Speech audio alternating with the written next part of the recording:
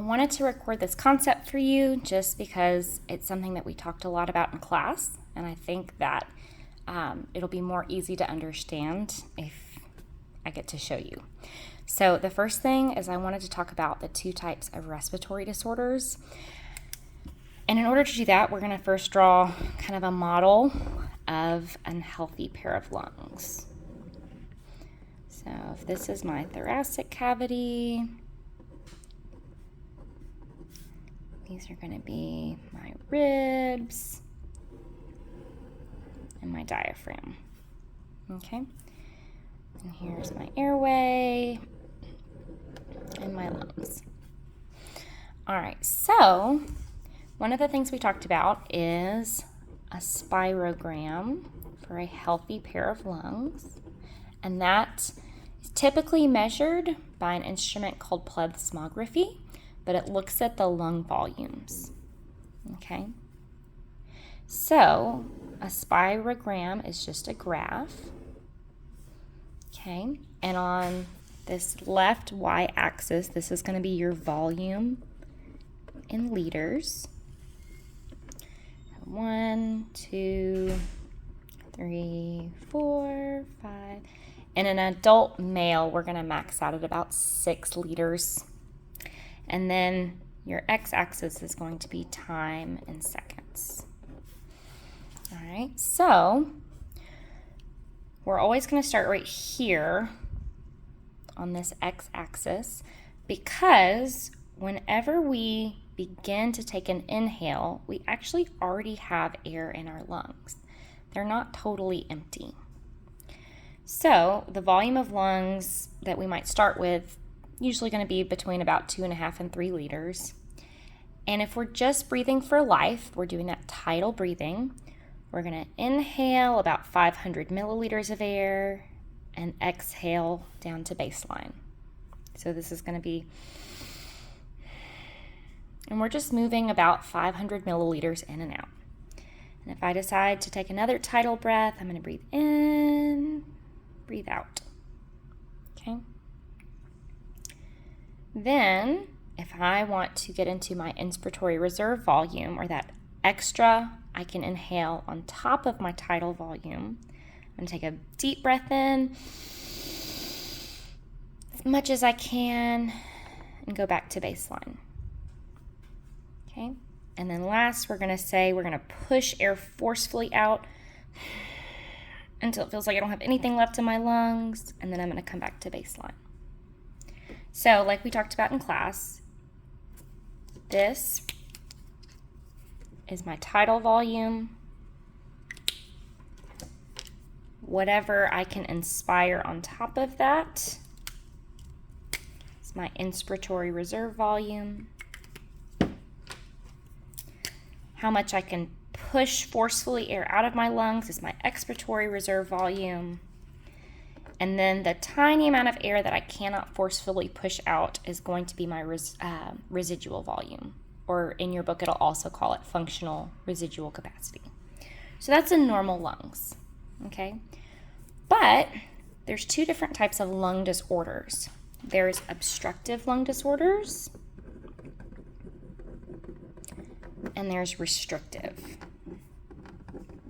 And there's so many different types of respiratory disorders. It doesn't seem time efficient to go into each one individually, so that's why we're going to just look at the 2 main categories. So if we come over here to obstructive, okay, we have that root word obstruct, and that means that something is physically impeding air flowing in and out of the bronchioles, okay? So you remember within that lung tissue, we have these divisions, these hollow tubes, okay, the bronchi, and then when they get to microscopic level, the bronchioles. So an obstructive type issue, it could literally be something falls into those hollow tubes, okay, so something like aspiration, that would be a problem. That's when food or liquid, aspiration, goes down into our lungs. So that could actually block off an airway physically. But if we're talking about more disease processes, this is going to be things like chronic bronchitis, emphysema, and asthma. So with all of these disease processes, if this is the hollow tube of my bronchi, then swelling and inflammation will actually narrow that tube. Okay, so I actually have less room for air to flow in and out of that tubing. The other thing that we see with emphysema and bronchitis is because of that chronic inflammation and irritation, your lungs produce a lot of mucus. And so in addition to the narrowing of the bronchi, you might have mucus filling those tubes, even further narrowing the diameter. Okay. So if we were to draw out somebody's lungs with an obstructive disorder, I'll draw these over here. Still have our ribs.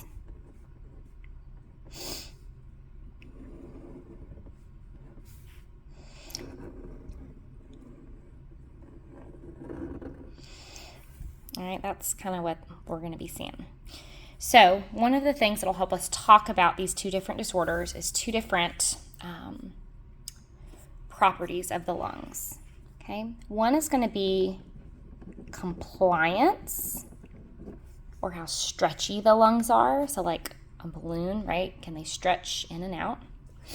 And then we're looking at something that's kind of similar to the word we've used, elasticity. Okay, and then we're looking for their ability to snap back into place. Okay, and that's going to be their, let's see, what's the word? Recoil, sorry. Recoil is their ability to snap back to the shape they were before. Okay, so a person with an obstructive disorder, their lungs have a lot of compliance. In fact, they have too much compliance. They get kind of stretched out. And so the physical volume of the lungs is larger than that of a normal lung. Okay? But they're kind of like if you have old elastic pants where the elastic's been all stretched out, they just get too stretched out and too big. Then they also have reduced recoil. So that means that once they're stretched out, they don't have the ability to pop back into place. Okay? So if we measure their lung volumes, they're going to have overall greater lung volumes than a healthy person. But if we were to graph their spirogram, where this is volume and this is seconds, their tidal breathing will look relatively normal. Okay? Their inspiratory reserve volume will look also relatively normal. Okay, it might be a little bit less than a healthy person at baseline. But the primary area that's impacted is the expiratory reserve volume. Because they don't have that recoil to push air out of the lungs, then when you ask them to do a forceful exhale, they can't get much air out. Okay, so their expiratory reserve volume is much smaller than that of a healthy person. The other thing we see with these obstructive disorders is that their residual volume is very large compared to a person at baseline. So they have a lot of standing air in these stretched out lungs that they cannot force out. And that becomes a problem because when air enters the lungs, it goes through the bronchi, down to the bronchioles, down to the alveolar sacs, and that's where gas exchange occurs. Then we're taking the oxygen out of, the environmental air, and then we're exhaling primarily carbon dioxide. And if we're not able to get a full exhale, then we end up with CO2 buildup in the lungs. Okay? So that's a common problem with obstructive lung disorders. The other category is going to be a restrictive lung disorder. So let's draw a picture of that.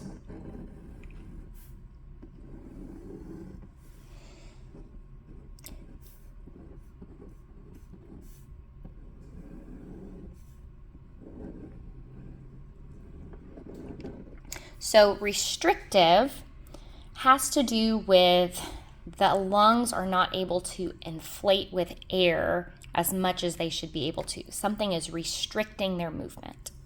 So there's two different things that can cause this restriction. It can be something outside of the lungs, or it can be a property of the lungs themselves. So examples of outside factors might be a broken rib. Okay, if you have some kind of trauma to this area, some kind of bruising, maybe a rib that's kind of poked in, all of a sudden you have this restricted space for the lungs to inflate, and they cannot expand to their full volume. Okay. Another thing that's outside of the lungs is some kind of neurological condition. So a great example is ALS, or Lou Gehrig's disease.